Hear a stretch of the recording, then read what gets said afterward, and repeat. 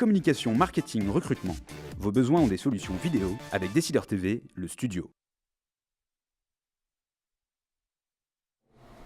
Bonjour à tous et bienvenue dans notre Duplex Bourse du lundi 30 septembre 2013. On se connecte tout de suite en direct de la salle des marchés de Bourse Direct avec notre expert Thomas Monsaint-Jean. Bonjour Thomas. Bonjour Laura Jane.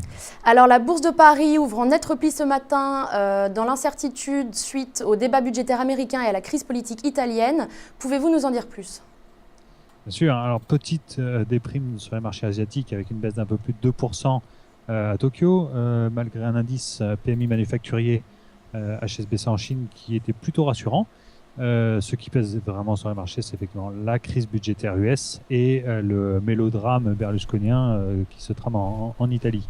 En fait, Silvio Berlusconi met la pression contre son exclusion de la Chambre haute du Parlement et contre son inéligibilité. Et il a demandé à ses 5 ministres qui faisaient partie du gouvernement de démissionner, ce qu'ils ont fait. Le chef du gouvernement, Enrico Letta, va donc mettre son sort entre les mains du Parlement avec un vote de confiance qui devrait être organisé mercredi.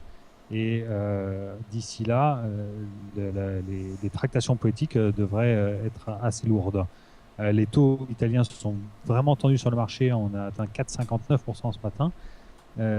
Si le vote de confiance n'aboutit pas, on se tourne vers de nouvelles élections législatives avec tout le blocage politique que cela engendrerait et sans doute une dégradation de la part de S&P.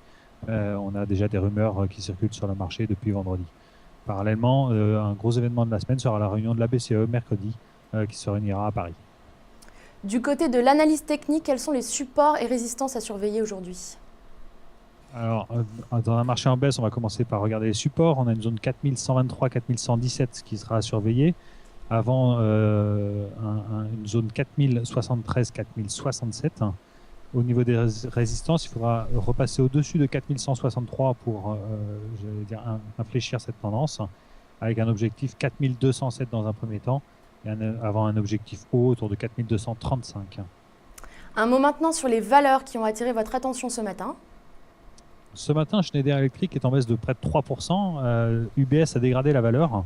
Il est passé à vendre sur le titre contre accumulé et avec un objectif qu'il a ramené à 53 € contre 57. Donc ça pèse vraiment sur le titre. Et une autre valeur qu'on pourra suivre, c'est EDF, puisque la valeur perd également de l'ordre de 3% sur le marché.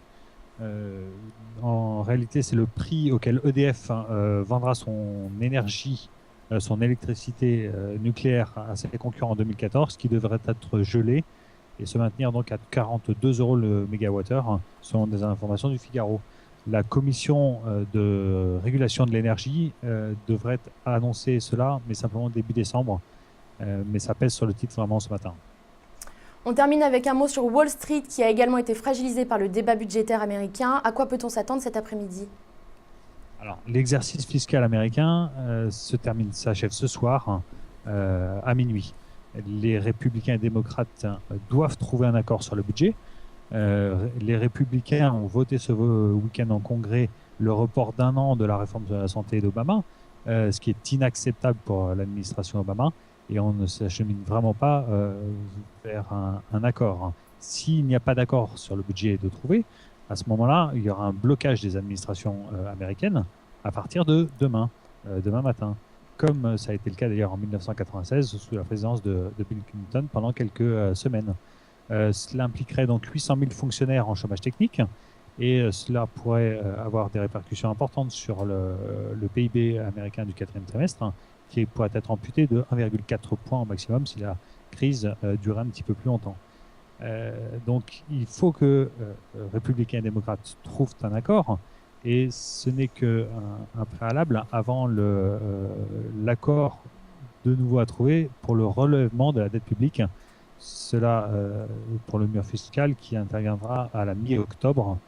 Donc ça promet d'être une nouvelle fois très difficile de trouver des accords. Le Dow Jones a eu 6 séances de baisse sur les 7 dernières séances. Ça devrait encore se prolonger aujourd'hui. Merci Thomas pour toutes ces précisions. On se retrouve demain pour un nouveau duplex. En attendant, très bonne séance à tous. À demain.